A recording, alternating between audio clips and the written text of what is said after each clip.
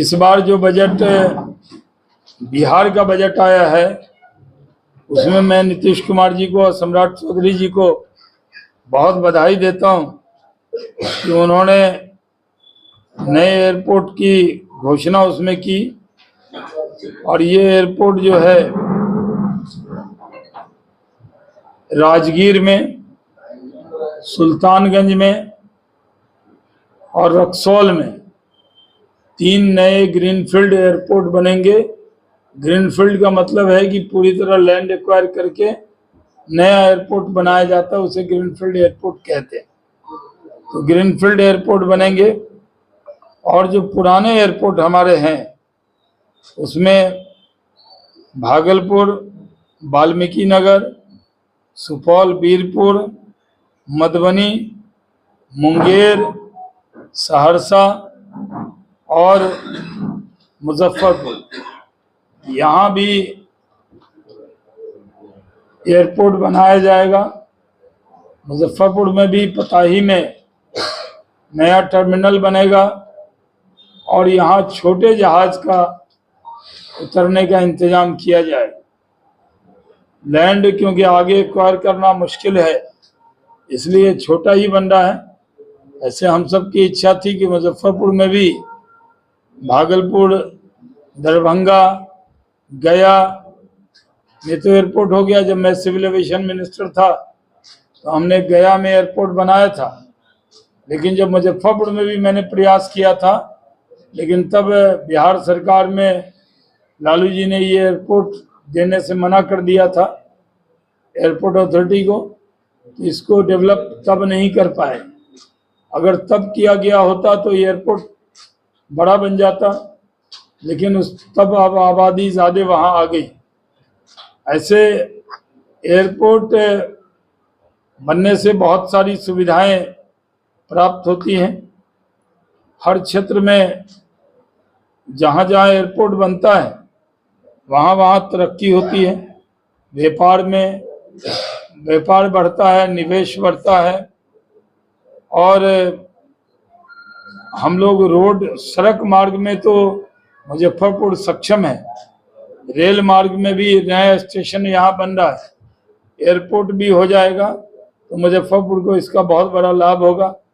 पर्यटन इससे बहुत बढ़ता है और आप जानते हैं कि बिहार में बोधगया, राजगीर, नालंदा, वाल्मीकि नगर, वैशाली पर्यटन स्थल जो है उसको बहुत इससे फायदा होगा।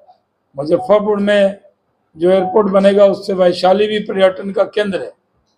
लेकिन पूर्णिया में फुल फ्लेज एयरपोर्ट बन रहा है जो जल्द ही 3-4 महीने में काम पूरा होगा। पटना का एयरपोर्ट का नया टर्मिनल बनके करीब तैयार है। उसके अलावा बिहटा में भी नए टर्मिनल बनाने के लिए पैसा मिल गया है, तो पटना के बाद 2 एयरपोर्ट हो जाएगा। और भागलपुर की कमिश्नरी में, सुल्तानगंज भागलपुर ज़िले में, वहाँ नया ग्रीनफील्ड एयरपोर्ट हो जाएगा।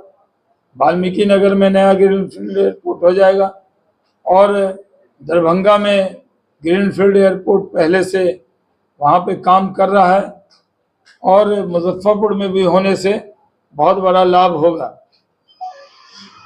देखिए, बिहार में पर कैपिटा इनकम पहले से बढ़ी है और उसमें ये जितनी परियोजना बनेगी उसमें सबसे बड़ा लाभ ये होगा कि बिहार के लोगों का ये हक था। और जब ग्रीनफील्ड एयरपोर्ट तो केंद्र के सहयोग से ही बनेगा, राज्य सरकार जमीन एक्वायर करके देगी।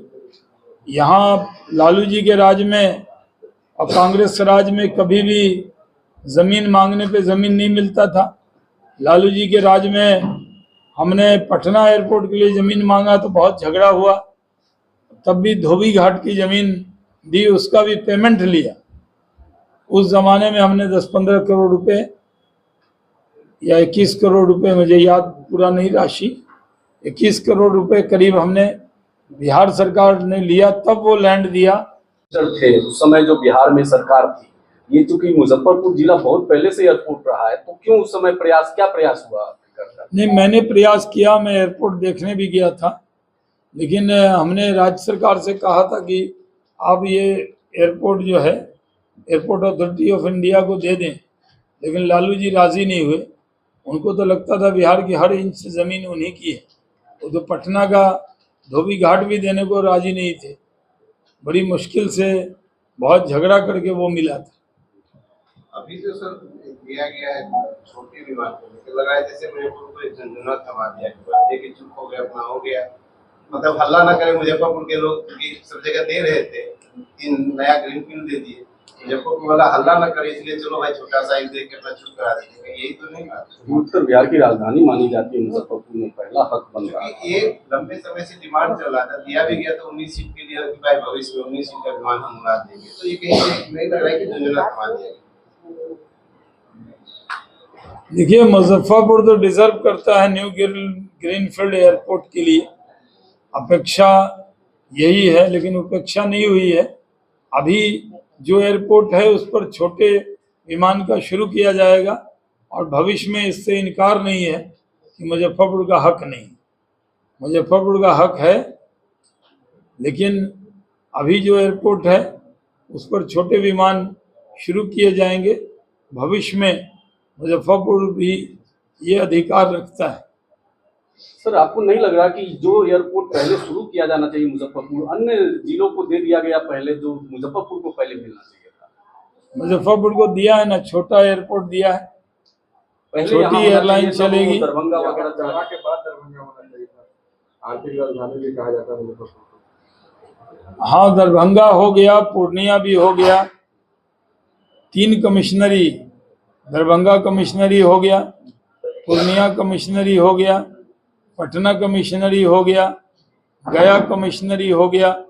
कमिश्नरी हेडक्वार्टर में पटना के बाद सबसे बड़ा स्थान मुजफ्फरपुर का है, इसलिए अभी जो एयरपोर्ट है उस पर छोटे विमान शुरू किए जा रहे हैं, और भविष्य में ग्रीनफील्ड एयरपोर्ट बने, ये हक मुजफ्फरपुर का है, उसकी जरूर चिंता की जाए। आपके तरफ के माध्यम से ये बात हम लोग रख दे रहे हैं, क्योंकि हम लोग लंबे समय से लिखते रहे, ये हम लोग फोकस सिर्फ कर दे रहे पता ही हमारे, हम लोग ये नहीं सोच पा रहे कि जिले में और भी कई जगहों पे जमीन है, हम जहाँ चूंकि अब आपका हो गया क्लोजअप है, इसीलिए कि 30 अरब रुपया होगा तभी भोजन होगा, उतना तो देगा नहीं, तब दूसरी जगह पे क्यों नहीं विचार करें। मोतीपुर में 1000 एकड़ जमीन है, इंडस्ट्रियल एरिया को दे दी, उसमें से आप ले सकते थे। इधर सकरा तरफ की बहुत सी जमीन खाली पड़ी है, तो आप दूसरी जगह पे विचार क्यों नहीं करें जब फोकस पता ही है।